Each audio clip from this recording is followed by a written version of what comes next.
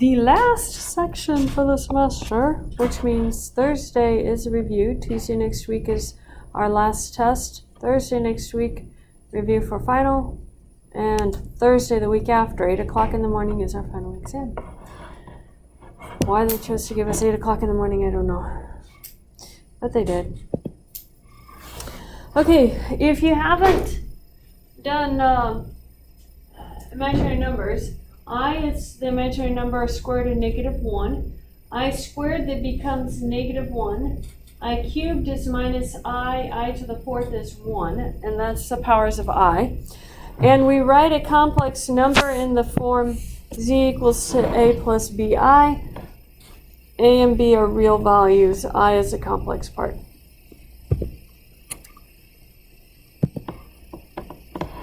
Okay, the absolute value of a complex number is the length of the complex number, and it's defined to be a squared plus b squared. Take the square root, so it's just your Pythagorean formula for distance, and that's our absolute value.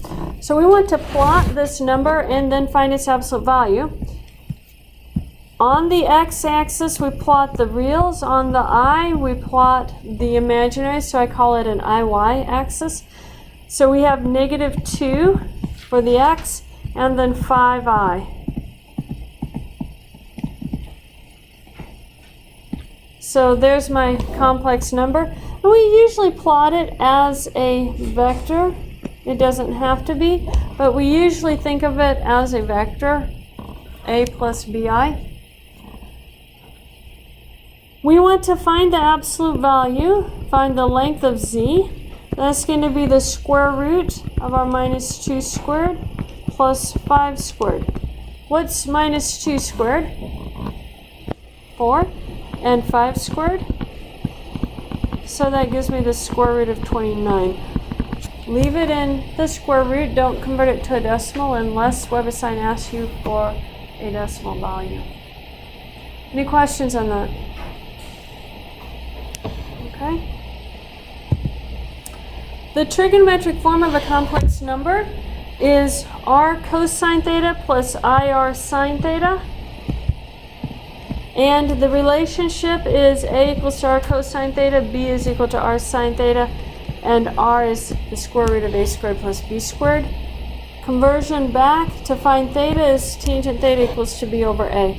The number r is called the modulus of z. Modulus simply means length, and theta is called the argument of z. That is its angle.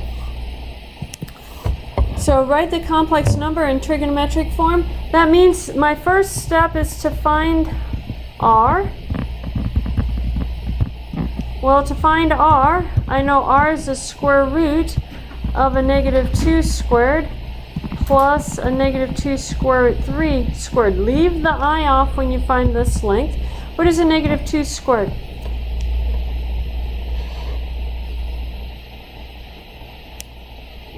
4. And then I'm going to have 4 times the square root of 3, so I have a negative 2 square root of 3 times a negative 2 square root of 3. That's going to be 4 square root of 3 times square root of 3, which is 4 times 3, right? So that gives me my 12 there. So I have the square root of 4 plus 12. What is this square root of 4 plus 12? Square root of 16. What's the square root of 16? 4. So that's find r. R equals to 4. And then we have to find theta.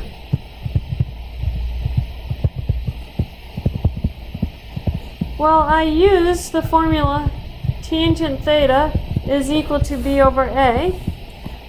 A is always the first part, and b is whatever multiplies I. So you're going to have tangent theta is equal to negative 2 square root of 3 over negative 2. Does anything cancel?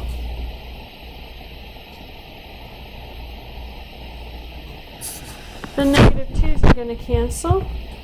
And so I get square root of 3. And I'm going to write it as a, well, we'll leave it as square root 3 for right now. Then we have to go look at our unit circle. On our unit circle, we have some angles. We have an angle of pi over 6, an angle of pi over 4, an angle of pi over 3. On the angle of pi over 3, you have cosine is 1/2, sine is square root 3 over 2. On the angle of pi over 6, you have cosine is square root 3 over 2, and sine is 1/2. We have to figure out, when you do y over x to get the tangent, which one gives you the square root 3? If I do the first one right here, I'd have 1/2 divided by square root 3 over 2.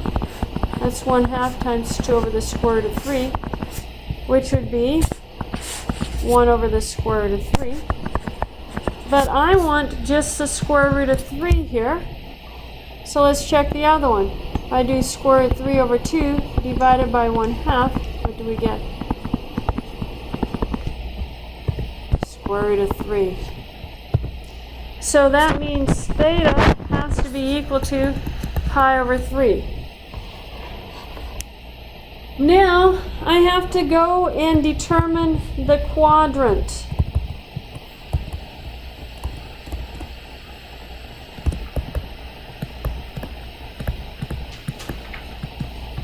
So determine the quadrant of z. If you were graphing z, you'd have -2 and then -2 square root 3. What quadrant is that in? Third quadrant. The theta that I have, the pi over 3,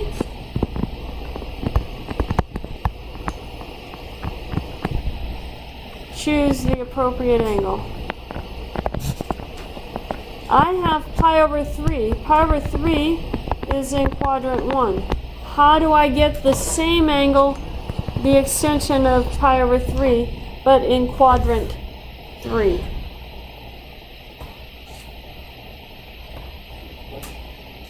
Yeah, it looks like a reflection, but how about just think about it, that's a straight line, so add pi. So I'm going to do pi over 3 plus pi. That's like a pi over 1, so it's a pi over 3 plus 3 pi over 3, which is 4 pi over 3. So there's my angle. Up here is my value r. So z is equal, this is step 5. Right, z. Z is equal to r cosine theta, which is going to be 4 cosine 4 pi over 3 plus 4i sine 4 pi over 3. And that is our answer.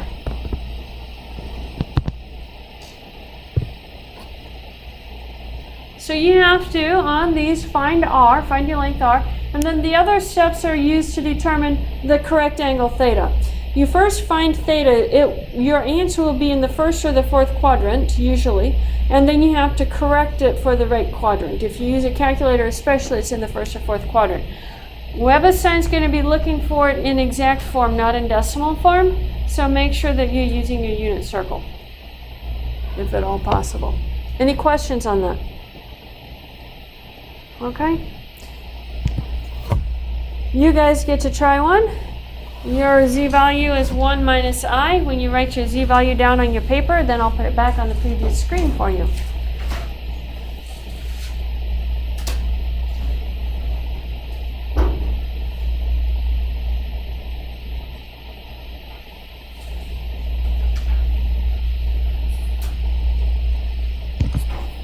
Okay, there's the previous screen.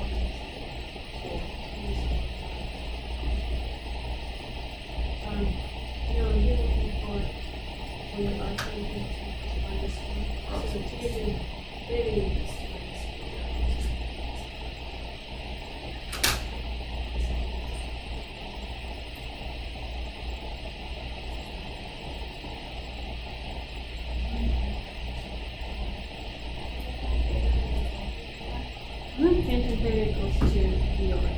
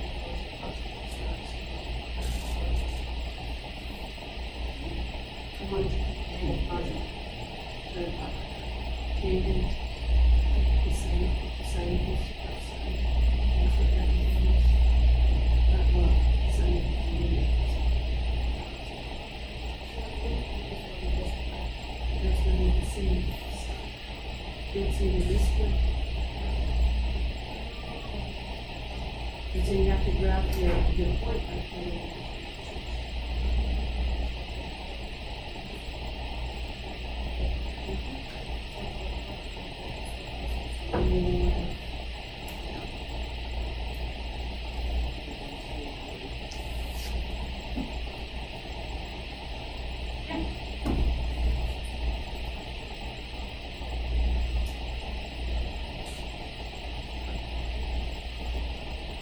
Let's find out R. What is this one? I see how low it is because it's work to go.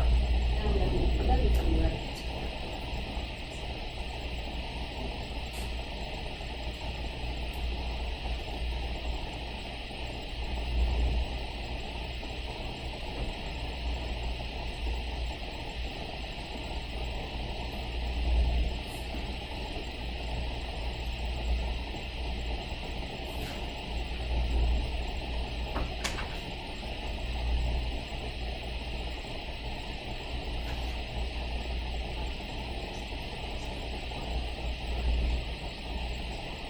So the step was choosing which one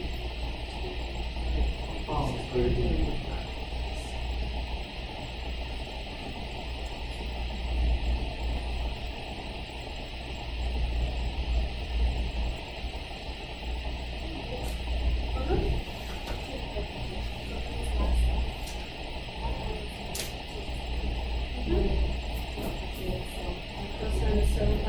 Don't look it up, just write it down. See, I didn't look it up, I just wrote it down. R cosine theta plus I R sine.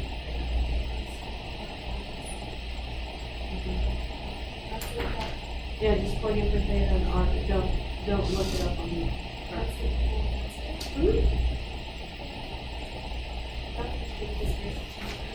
You don't have to. There's a lot of work involved in that one. Okay, compare it with everybody, make sure everybody has the same answers.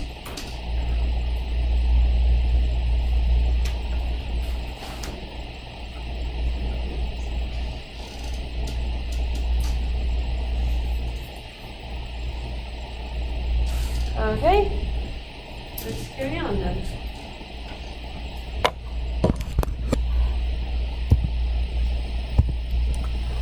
Now we're starting with the standard form, and we're going to write it with a trigonometric form, and we're going to write it in standard form. So this one, we just look everything up on the tables. I have z is equal to the square root of 8 cosine of minus pi over 3 plus I sine minus pi over 3. So what is cosine of minus pi over 3? If you look that up on your unit circle, what is that value? I don't remember.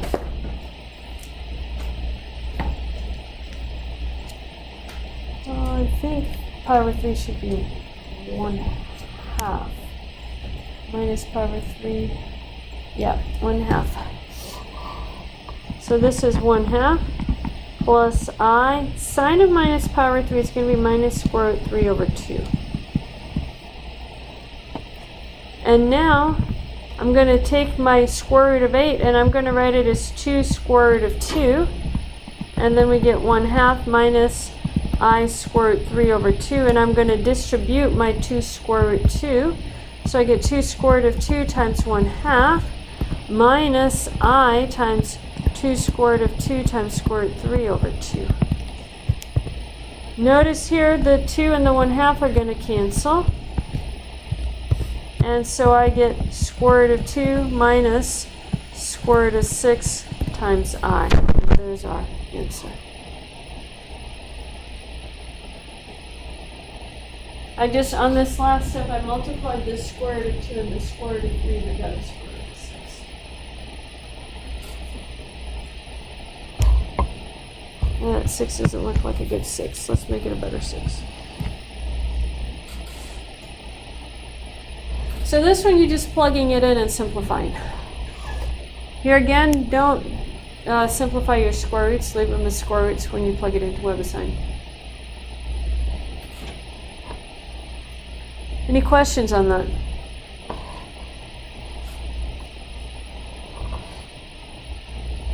You got it? Okay. We have a theorem here. This is probably the hardest part of this section, is this De Moivre's theorem. It says if z equals to r cosine theta plus I sine theta is a complex number and n is a positive integer, then z to the n just becomes r to the n cosine n theta plus I sine n theta. You multiply the angles by n. You raise r to the power n. And we could do this, we could actually prove this by just going through the process of multiplying it out. If n is 2, it's squared. If n is 3, it's cubed, and so forth. And we could do that, but we do that in different class. We don't do that in this class. So let's actually use this theorem. By the way, the theorem is written for you on the back of your quiz. It has the theorem written down there so that you can use it. It says use De Moivre's theorem to find minus 1 plus square root 3i to the 12th power. So in De Moivre's theorem, n equals to 12. I have to find r. So r is equal to the square root minus 1 squared plus the square root of 3 squared. What's a minus 1 squared? 1. Square root of 3 squared? 3. What's 1 plus 3? 4. Square root of 4? 2. So r is 2. And then I have to find theta. So just the process that we went through. Tangent theta is going to be equal to square root of 3 over negative 1. Or tangent theta then is going to be negative square root of 3. Looking on your unit circle, I need the points to be something of the form 1/2 negative square root 3 over 2 or negative 1/2 square root 3 over 2.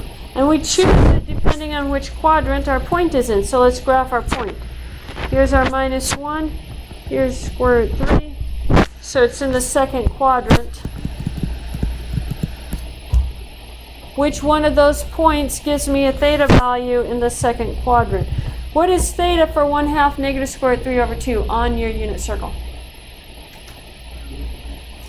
2 pi over 3. And what is theta for negative 1/2 square root 3 over 2? No, 2 pi over 3 is the second one.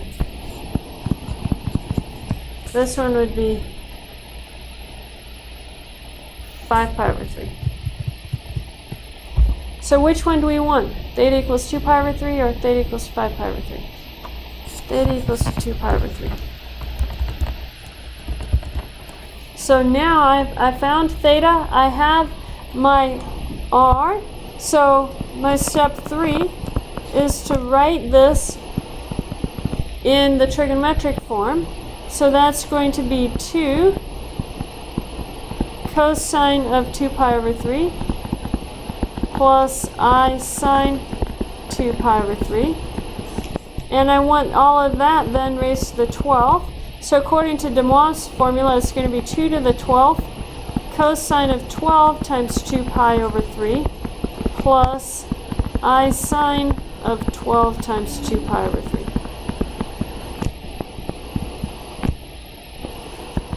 To the 12th, I think that was 4096. I wrote that down in here.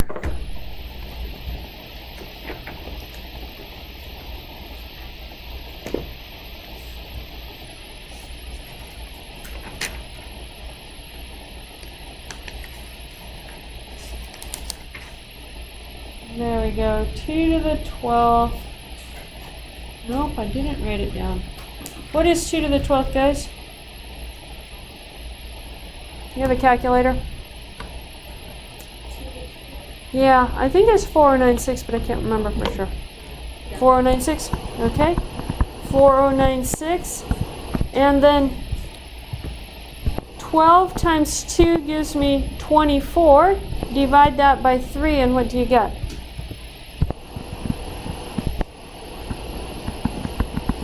24 divided by 3 is 8 pi, and then plus I sine of 8 pi. Now, what is cosine of 8 pi?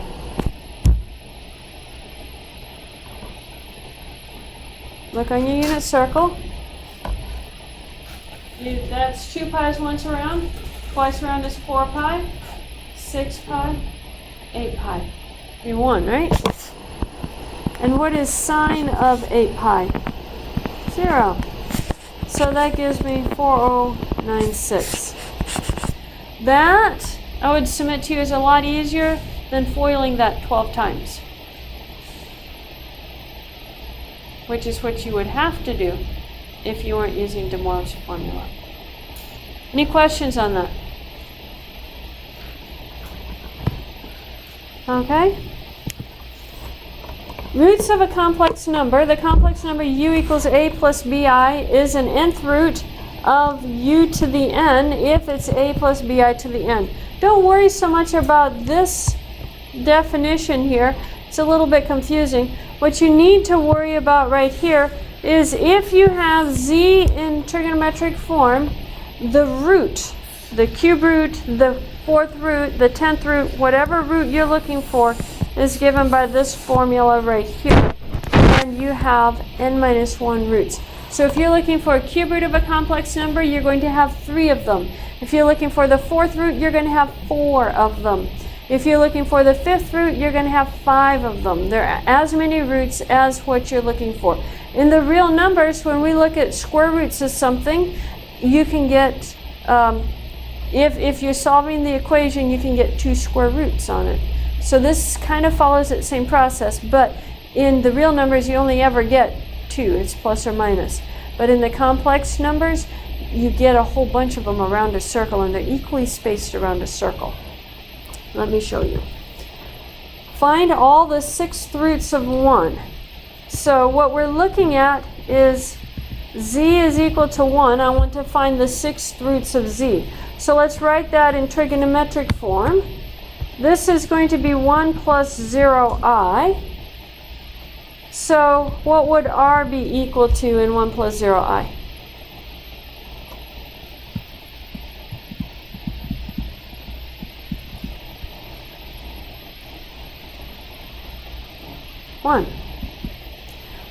And what is theta equal to? If you're looking at the point 1, 0, it's right here. What angle theta gives you that horizontal x-axis?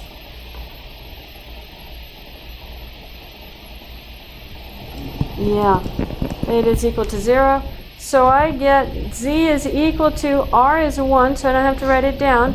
I'm going to have cosine 0 plus I sine of 0. So the sixth roots, I'm going to have 6 of them. I'm going to call it zk, is equal to, I'm going to put the 1 here so you can see it. It's going to be the sixth root of 1, cosine 0 plus 2k pi over 6, plus I sine 0 plus 2k pi over 6. What is the sixth root of the real number 1? If you take the sixth root of 1, you get 1. It doesn't change it. And that leaves me, I'm actually going to write it this way. Draw an arrow, make that 1. Then I can leave it off right here. And that leaves me cosine 0 plus 2k pi over 6 plus I sine 0 plus 2k pi over 6 for k equals 0, 1, 2, 3, 4, and 5. So now we have to plug them all in. When k is equal to 0, I get z sub 0 is going to be cosine 0 plus 2 times 0 pi over 6 plus I sine of 0 plus 2 times 0 pi over 6. What is 2 times 0 times pi? 0, right? So I get cosine of 0 plus I sine of 0, which is going to be just 1 plus 0i, which is 1. So there is one of the real roots. You will get your real roots from this too. There's our real root. When k is equal to 1, you're going to have cosine 0 plus 2 times 1 times pi over 6 plus I sine 0 plus 2 times 1 times pi over 6. Well, that just becomes 2 pi over 6. I'm going to write it down here, I think.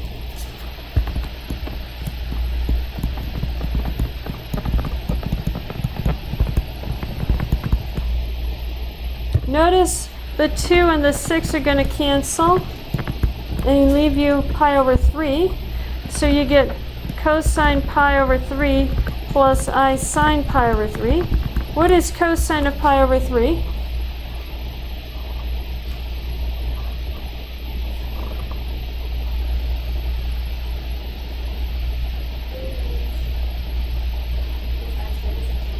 Yep, cosine is x, so it's 1/2. And then sine is a y. Square root 3 over 2. So there is our z1. You guys see that? Let's plug in for z2. z2 is going to be cosine 0 plus 2 times 2 pi over 6 plus I sine 0 plus 2 times 2 pi over 6. So I get cosine of 4 pi over 6 plus I sine of 4 pi over 6. Notice that 2 goes into 4 2 times, 2 goes into 6 3 times. So we actually get for this one cosine of 2 pi over 3 plus I sine of 2 pi over 3. What is cosine of 2 pi over 3? Negative 1/2. And square root 3 over 2 for y. And so there is our z2. Our z3, it's going to look very similar. Cosine of 0 plus 2 times 3 pi over 6 plus I sine 0 plus 2 times 3 pi over 6. So that gives me a cosine 6 pi over 6, which just becomes a cosine pi. What is cosine pi? -1 plus 0. So there's our other real solution. Yeah, the k indexes through the value 0 through n minus 1. So this is n. So then k has to go through n minus 1. That gives you all your possible roots. And it starts at 0, so there's 6 of them. You have 0, 1, 2, 3, 4, 5. Gives you all 6 of them. Yeah, so k indexes through. So we found Z3. We have Z4 and Z5 to find.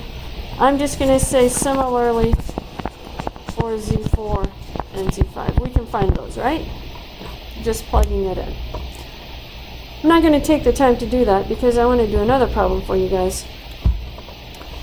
Find the solutions of the equation x cubed plus 64i equals 0 and represent the solutions graphically. You have a homework problem like this. This is going to also be similar to our last quiz question. So find the solutions of the equation x cubed plus 64i equals 0. That means that I'm solving for x cubed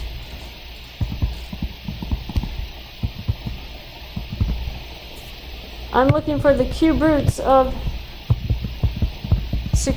negative 64i.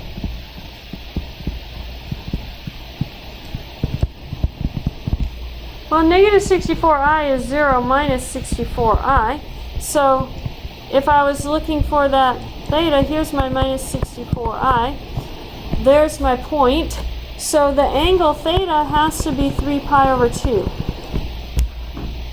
And r is going to be the square root of 0 squared plus negative 64 squared, which just gives you a 64. So r is 64. So I'm looking for the cube roots of the value 64 cosine 3 pi over 2 plus 64. I'm just going to put the 64 out here. Plus I sine 3 pi over 2. Find the cube roots of this.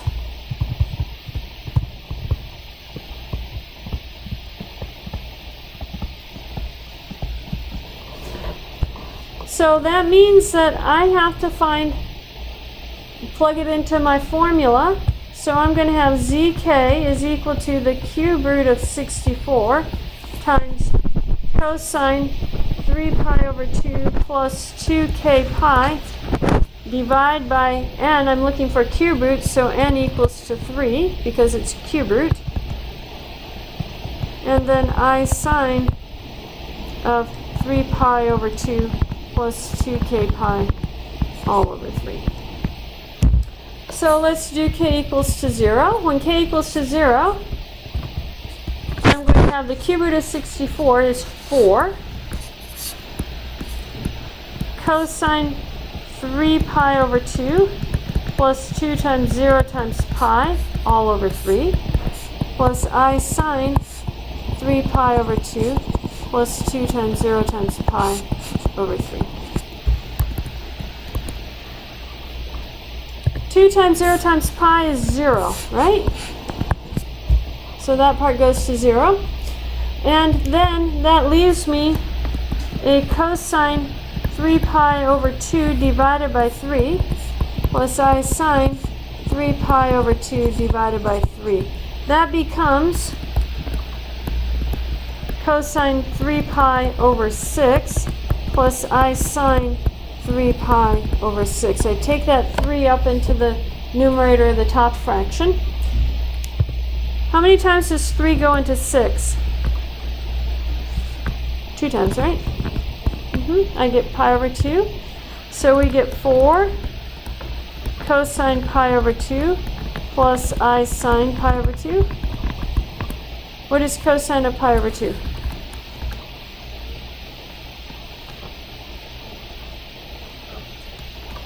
And sine. So that just gives me 4i. That's my first value. let's do z1. z1 is going to be the cube root of 64 is 4.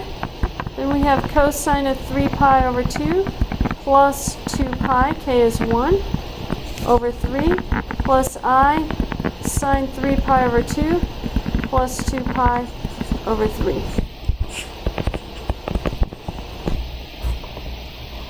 Now, let's do some simplifying first of all. It'll be easier. 3 pi over 2 plus 2 pi, all divided by 3. It's like a 2 pi over 1. So get a common denominator for the numerator. What should that be? 3 pi over 2 plus 4 pi over 2, right? All divided by 3. So that's a 7 pi over 2. That becomes 7 pi over 6 when I take the 3 up into the denominator. So I'm going to have z1 is equal to 4 cosine of 7 pi over 6 plus I sine 7 pi over 6. What is cosine of 7 pi over 6? And then sine. So I get negative, I'm going to cancel with the 4. And so I get negative 2 square root of 3 minus 2i. And there's our z1. Let's get another piece of paper. And let's do our z2. This is the last one, and then we get to graph them all. So 4 cosine 3 pi over 2 plus 2 times 2 pi all over 3 plus I sine 3 pi over 2 plus 2 times 2 pi all over 3. Just like we did before, let's calculate our 3 pi over 2 plus 4 pi over 3. That's a 4 pi over 1, so our common denominator is still 2. So then that becomes 3 pi over 2 plus 8 pi over 2 divided by 3, which is 3 plus 8 is 11. 11 pi over 6. So that's what I'm going to be plugging in. So we get 4 times cosine 11 pi over 6 plus I sine 11 pi over 6. What is cosine of 11 pi over 6?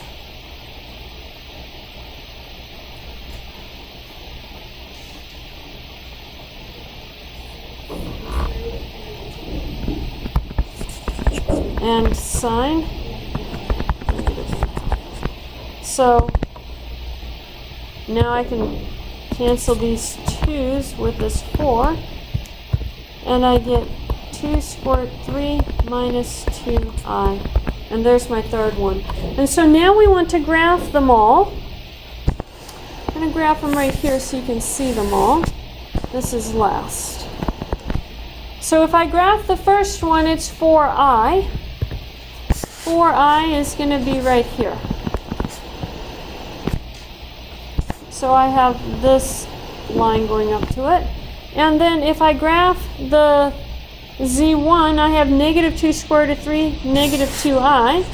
So I'm going to say negative 2 square root of 3.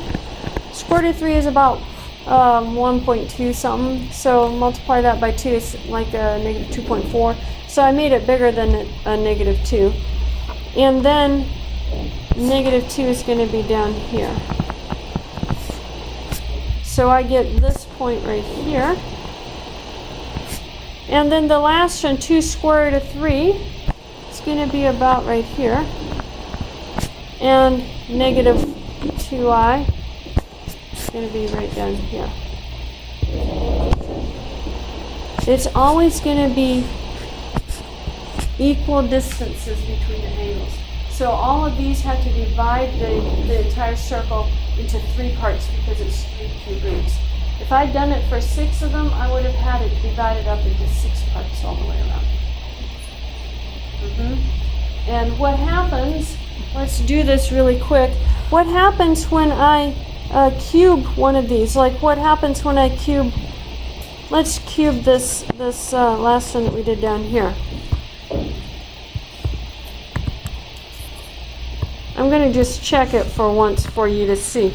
If you take 2 square root of 3 minus 2i, and we cube that, so I'm going to multiply it together. I'm not going to use the Morse formula. I want you to see what it looks like this way for once. So I have 2 square root of 3 times 2 square root of 3. That would be 4 times the square root of 9 minus 4 square root of 3i from the inside minus 4 square root of 3i from the outside plus a 4 times an I squared times my 2 square root of 3 minus 2i. So I just multiplied that together. Now let's ask ourselves, what is the square root of 9?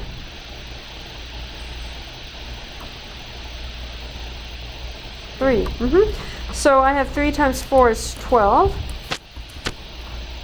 Minus 8 square root of 3i, because I combined those two together. Plus 4, what is I squared? If you look on the back of your quiz, I'll tell you what I squared is. Negative 1.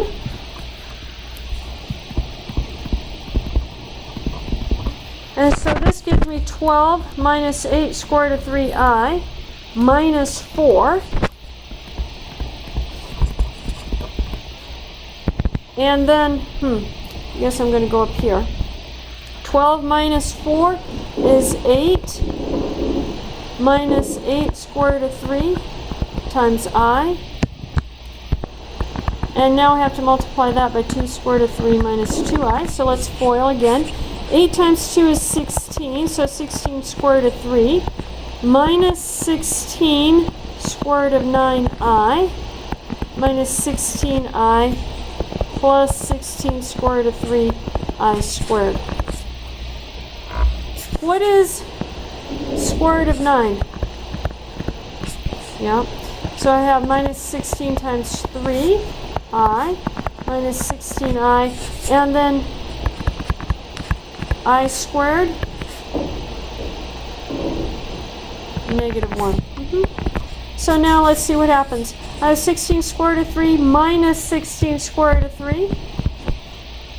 They cancel.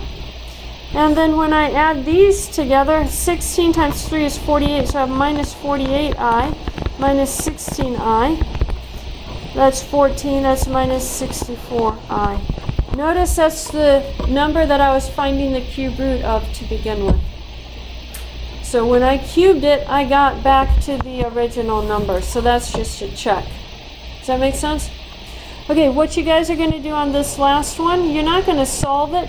You're going to get down to the ZK equals formula. You have 1 minute left. This one is not hard. I'll put it in your complex number form for you if you want. Your R is going to be 4 plus 4 square root of 8. And your theta is going to be 3 pi over 4. So put it into the ZK formula. Your homework is asking you for cube roots. So K is going to be 0, 1, 2, but put it into that ZK formula. Just put it into the ZK formula. It shouldn't take you but 30 seconds. Yep.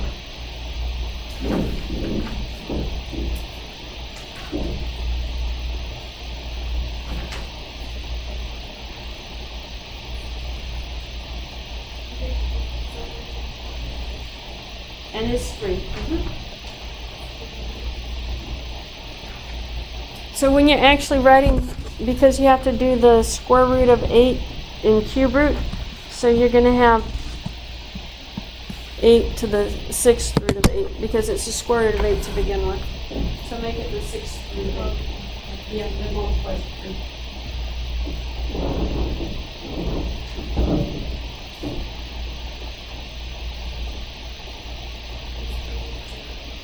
K is just K. Write it down, then you have to plug in for K for 0, 1, and 2. No, I want you to just write ZK equals, which is the first part I did before I started plugging in. So just literally plug it into the form for it. Yep. And put everything equals 0, 1, and 2.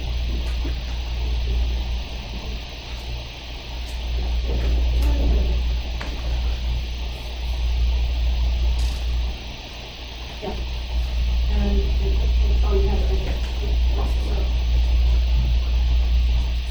Okay, because it would be the cube root of the square root of it. So it's 8 to the 1/2 power, and you raise that to the end of the power, multiply it with 1 over 6.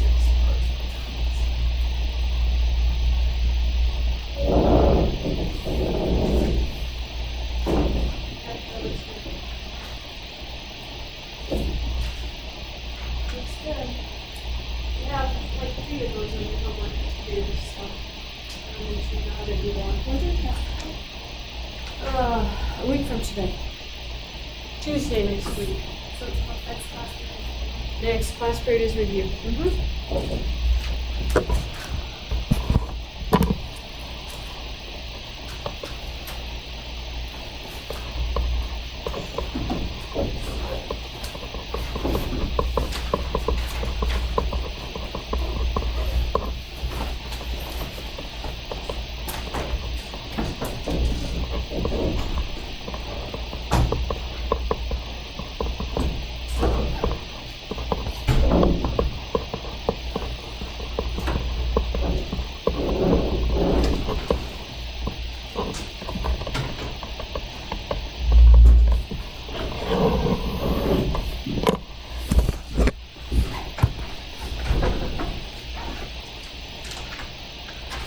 Last homework and then we're done.